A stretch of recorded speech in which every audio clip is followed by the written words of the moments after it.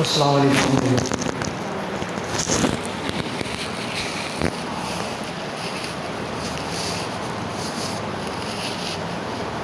الحمد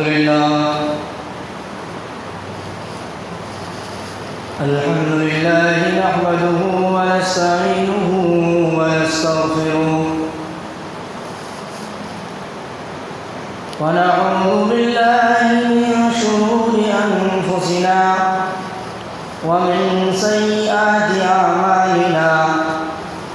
من يهده الله فلا مضل له ومن يضلله فلا هادي له ونشهد أن لا إله إلا الله وحده لا شريك له ونشهد أن محمدا عبده ورسوله أما بعد أعوذ بالله من الشيطان الرجيم بسم الله الرحمن الرحيم قاف والقرآن المجيد بل عجبوا أن جاءهم منذر منهم فقال الكافرون هذا شيء عجيب أئذا متنا وكنا ترابا ذلك رجل بعيد قد علمنا ما تنقص الأرض منهم وعندنا كتاب حفيظ بل كذبوا بالحق لما جاءهم فهم في أمر مريج أفلم ينظروا إلى السماء فوقهم كيف بنيناها وزيناها وما لها من فروج والأرض مددناها وألقينا فيها رواسي وأنبتنا فيها من كل زوج بهيج تبصرة وذكرى لكل عبد منيب ونزلنا من السماء ماء مباركا فأنبتنا به جنات وحب الحصيد والنخل باسقات لها طلع نضيد رزقا للعباد وأحيينا به بلدة ميتا كذلك الخروج كذبت قبلهم قوم نوح وأصحاب الرس وثمود وعاد وفرعون وإخوان لوط وأصحاب الأيكة وقوم تبع كل كذب الرسل فحق وعيد أفعينا بالخلق الأول بل هم في لبس من خلق جديد. بارك الله لنا ولكم في القرآن العظيم ونفعنا وإياكم بالآيات والذكر الحكيم إنه تعالى جواد كريم ملك رؤوف رحيم. بسم الله الرحمن الرحيم. يا أيها الناس أنتم الفقراء إلى الله والله هو الغني الحميد. وقال الله تبارك وتعالى إلى موضع آخر قل ما يعبأ بكم ربي لولا دعاؤكم فقد كذبتم فسوف يكون لزاما. وقال النبي صلى الله تعالى عليه وسلم أفضل العبادة الدعاء. وقال رسول الله صلى الله تعالى عليه وسلم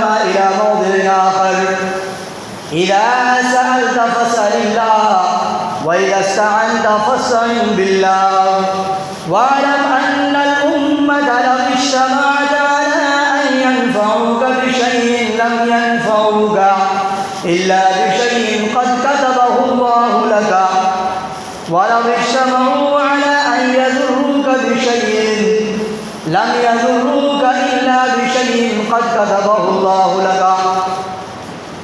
محترم سامعین اور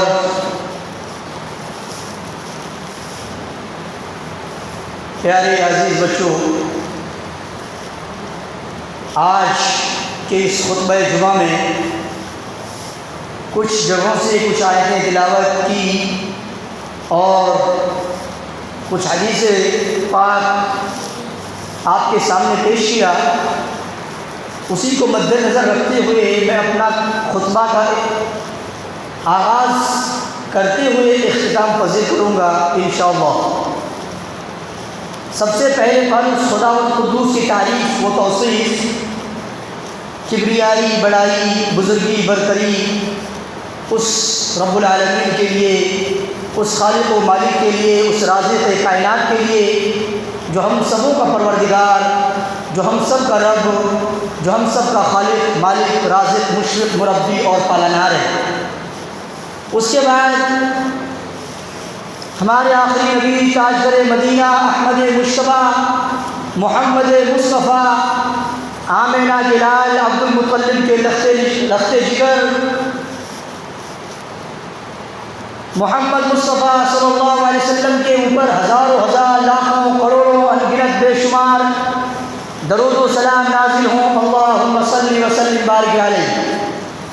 محترم سامعین، اللہ تعالیٰ اس بات کو پسند فرماتا ہے، اللہ رب العزت اس بات کو پسند کرتا ہے کہ اس کے بندے اسی سے امیدیں وابستہ کریں، اسی سے مدد طلب کریں، اسی سے فریادیں کریں، اسی سے دعائیں کریں اور اپنی ہر مصائب و مشکلات، ہر پریشانیوں کو اسی کے سامنے بیان کریں، ہر پریشانی میں اللہ رب العزت ہی کو یاد کریں اور اسی سے اس کی رحمت کی التجا کریں۔ اللہ رب العزت اس بات کو پسند فرماتا کہ اس کے بندے اسی سے امیدیں وابستہ رکھیں اور اس کے عذاب سے ڈرتے ہوئے اس کی رحمت الہی کا التجا کریں۔ ہم سب انسان اس دنیا کے اندر جو بھی چیزیں ہیں اللہ رب العزت کے محتاج ہیں، وہ اللہ کسی کا محتاج نہیں۔ اللہ فرماتا ہے یا ایھا الناس انتم الفقراء الی اللہ، اے لوگوں، اے کائنات کے باشندوں، تم سب اللہ کے محتاج ہو، تم سب اللہ کے محتاج ہو۔ واللہ هو الغنی الحمید، اور اللہ رب العزت بے نیاز ہے اور بڑی تعریف کے لائق ہے۔ اللہ رب العزت اس آیت کریمہ میں پوری دنیا کے لوگوں کو کہا ہے کہ لوگوں تم میرے محتاج ہو، تم میرے محتاج ہو، میرے سے مانگو، میرے سے فریادیں کرو، میرے سے دعائیں کرو۔ اللہ کے نبی محمد صلی اللہ علیہ وسلم نے ارشاد فرمایا کہ افضل العبادت الدعاء، کہ دعا سب سے افضل عبادت ہے، دعا سب سے افضل عبادت ہے۔ دعا سب سے افضل عبادت کیوں ہے؟ اس لیے کہ دعا میں بندہ اللہ رب العزت کے سامنے غایت درجے کی عاجزی و انکساری کا اظہار کرتے ہوئے اپنے آپ کو کمتر گردانتا ہے۔ اس میں بندہ اللہ رب العزت کی قدرت کاملہ کا اعتراف کرتے ہوئے، قدرت کاملہ کا اقرار کرتے ہوئے اپنے آپ کو گویا بے بس قرار دیتا ہے۔ اس میں وہ پھر اس کا دل اللہ کی طرف متوجہ ہوتا ہے، اسی سے امیدیں ہوتی ہیں، اسی کا خوف ہوتا ہے اور اسی پر بھروسہ ہوتا ہے۔ اس کی زبان، وہ اپنی زبان سے اس اللہ رب العزت کی تسبیح و تقدیس اور حمد و ثنا بیان کرتا ہے اور اپنے پورے جسم کو اللہ رب العزت کے سامنے جھکاتے ہوئے اس بات کا اعتراف کر رہا ہوتا ہے کہ یا اللہ، میں تیری توفیق کے بغیر کچھ کرنے کی طاقت نہیں رکھتا،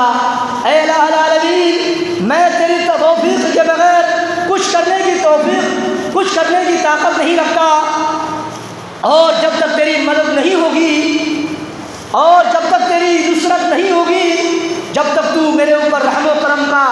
نظر کرم نہیں فرمائے گا، میں اپنے آپ میں کچھ کرنے کی طاقت و قوت نہیں رکھتا۔ میرے محترم بھائیوں، گویا کہ دعا کرنے والے کا دل، اس کی زبان اور اس کا پورا جسم اللہ رب العزت کی دعا میں، اللہ رب العزت کے عبادت میں مصروف رہتا ہے۔ اسی لیے اللہ تبارک و تعالیٰ، اسی لیے اللہ کے نبی نے محمد صلی اللہ علیہ وسلم نے دعا کو افضل عبادت قرار دیا ہے، دعا کو افضل عبادت قرار دیا ہے۔ ایک حدیث میں تو اللہ کے نبی محمد صلی اللہ علیہ وسلم نے دعا ہی کو عبادت قرار دیا، دعا ہی کو عبادت قرار دیا۔ اللہ کے نبی نے فرمایا الدعاء هو العبادہ، کہ دعا ہی عبادت ہے، دعا ہی عبادت ہے۔ اس کے بعد اللہ کے نبی محمد صلی اللہ علیہ وسلم نے یہ آیت تلاوت کی، وقال ربکم ادعونی استجب لکم ان الذین یستکبرون عن عبادتی سیدخلون جہنم داخرین۔ اور تمہارے رب نے تمہیں حکم دیا، تمہارے رب نے تمہیں فرمایا کہ تم مجھ سے دعا کرو، مجھ سے فریادیں کرو، مجھ سے سوال کرو، میں تمہاری دعا کو قبول کروں گا، میں تمہاری فریادیں سنوں گا، میں تمہاری باتوں کو سنوں گا۔